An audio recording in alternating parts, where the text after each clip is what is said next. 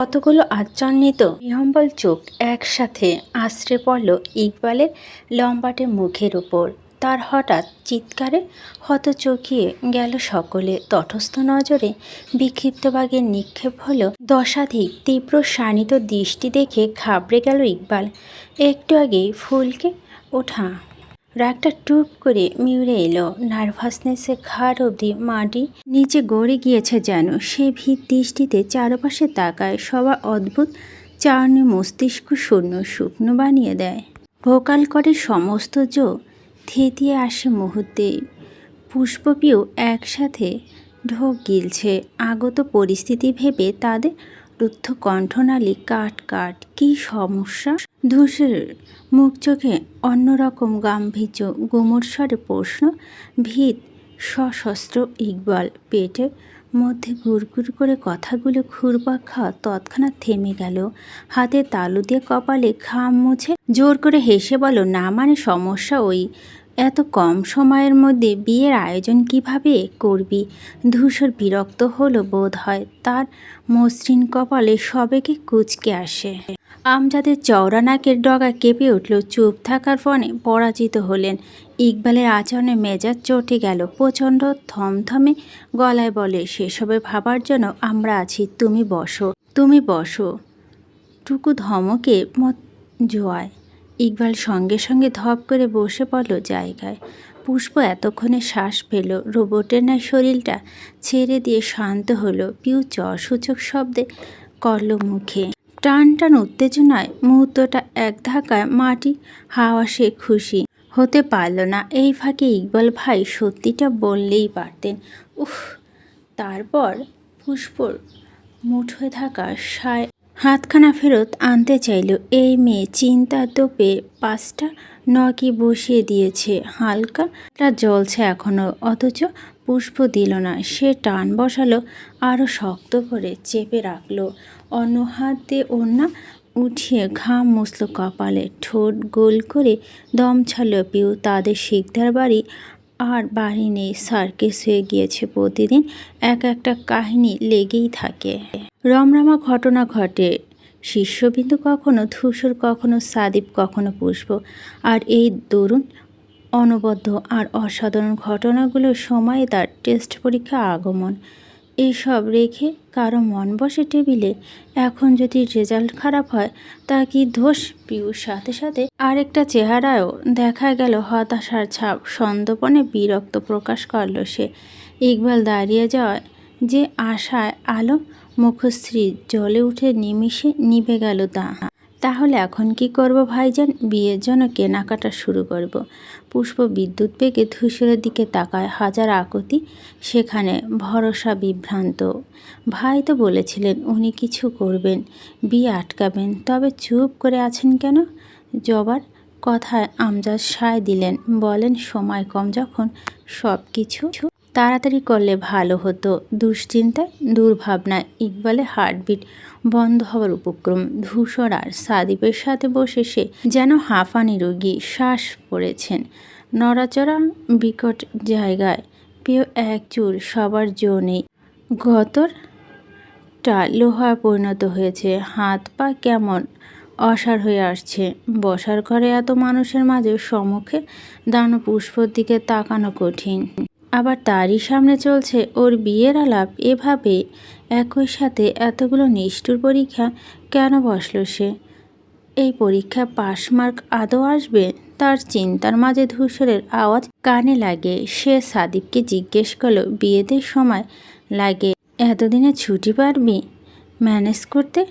সুমনা তাল মেলালো, হ্যাঁ অনেক দিন লাগবে। আমরা কিন্তু সঙ্গীত ও করব আপা। শিকদার বাড়ির প্রথম ছেলে মেয়ের বিয়ে, মনে রাখার মতো না হলে হয়? বড়দের ঠোঁটের কোণায় মৃদু হাসি দেখা গেল। সাদীপ বিলম্বিতহীন নিরস উত্তর দিল, চেষ্টা করব। ইকবাল দাঁত কিরমির করল। দুপাশে জল মটমট করে উঠে। চোখের পাশে পেশিগুলো অভঙ্গুর। অদৃশ্যভাবে সাদীপের গালে এলোপাথারি থাপ্পড় বসালো সে। ওর ভদ্র কাটছাড় দেওয়া চুলগুলো খামচে ধরে বলল, চেষ্টা করব? অন্যের প্রেমিকাকে বিয়ে করার এত শখ? অফিস থেকে ছুটি নিবি? নেওয়াচ্ছি। তারপর সাদীপ মাথাটা সেন্টার টেবিলে ঢুকে দিল ইকবাল। সাদীপ বলে চিৎকার করে ধ্যান ছুটে গেল তার, ভকরে গেল। নিজের কল্পনা নিজের ঘাম ছুটছে। সে সতর্ক চোখে চাউনি একবার পাশে তাকায়। সাদীপের সুস্থ সবলভাবে বসে আছে দেখে স্বস্তির শ্বাস ফেল। পর মুহূর্তে আক্ষেপ হলো, কল্পনাটা সত্যি হলে ভালো হতো না? তার হাতে পঞ্চ আঙ্গুল শিরশির করছে। ইচ্ছে করছে চড়িয়ে সাদীপের কানা বানিয়ে দিতে, যাতে এই ছেলে বিয়ের আগ্রহ ইচ্ছে রুচি সব আজন্ম মিটে যায়। বিয়ে শুনল লেজ তুলে টেকনা থেকে তেঁতুলে পালায়। তাহলে এই শুক্রবার আন্টি বদল করলে কেমন হয়? ইকবালের বুক ধপ করে উঠল। আজ সোমবার, এর মানে তো আর 4 দিন। আর পুষ্পরানী অনামিকা আন্টি পড়বে, অন্য কেউ দলিল করে নিয়ে যাবে। ওরই সামনে থেকে ইকবালের মানসপটে সত্যি সেই দৃশ্য হানা দিল। ঘর ভর্তি মানুষের মধ্যে সাপিতে পুষ্প আঙ্গুলে আন্টি পড়াচ্ছে। সে আবার খুঁয়েই বসল। ধ্যান জ্ঞান এরকম ছিটকে দালাল ফের চেঁচিয়ে বলল, না কি আবল তাবল বলছেন? মিনা বেগম ভ্যাকাচাকা খেলেন, হতভম্ব হয়ে বলেন, কেন বাবা, কি বললাম?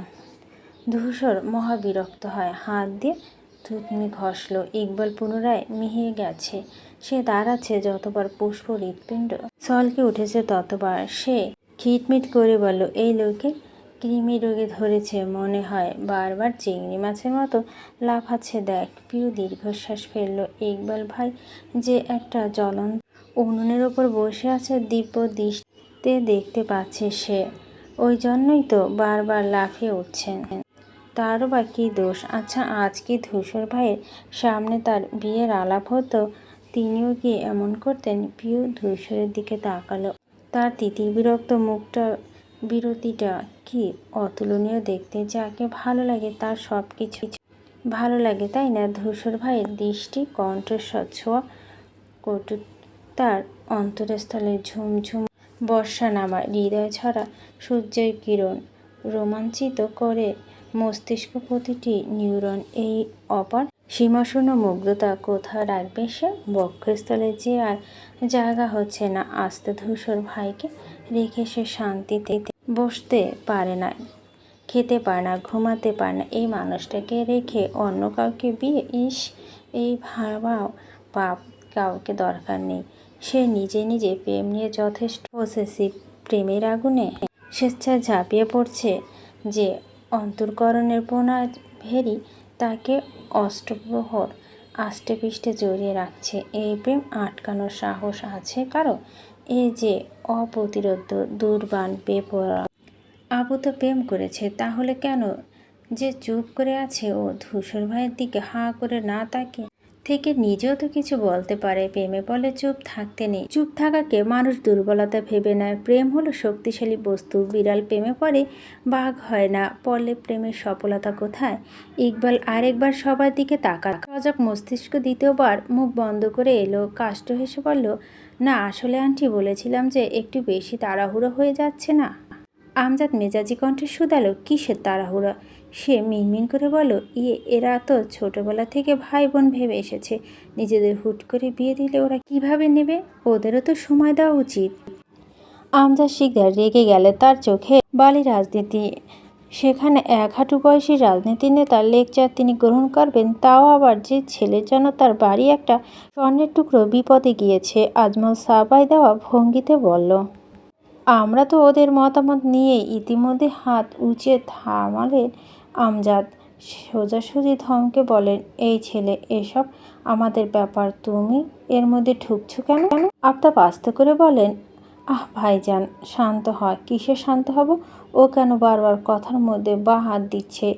একটা পারিবারিক আলোচনার মধ্যে এভাবে ঢুকতেন? এই ন্যূনতম ম্যানার্সটুকু কি কাউকে শিখিয়ে দেওয়া যায়? ইকবালের মুখে ঘোর আমাবস্যা নামল। মাথা নত করে অপরাধীর ন্যায় পুষ্প হৃদয় রিঙে কান্না পায়। ইকবালের ভেতরকার অস্থিরতা তার মতো করে কেউ বুঝে না। নেই কার বোঝা। ছেলেটা তাকে কতটা ভালোবাসে সে অক্ষরে অক্ষরে জানে।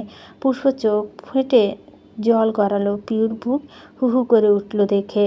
নরম হাতে মুছিয়ে দিল বনের অক্ষিদয়। সবার কান এগিয়ে আশ্বাস দিল, কাঁদিস না আপু, ধূসর ভাই আছে তো।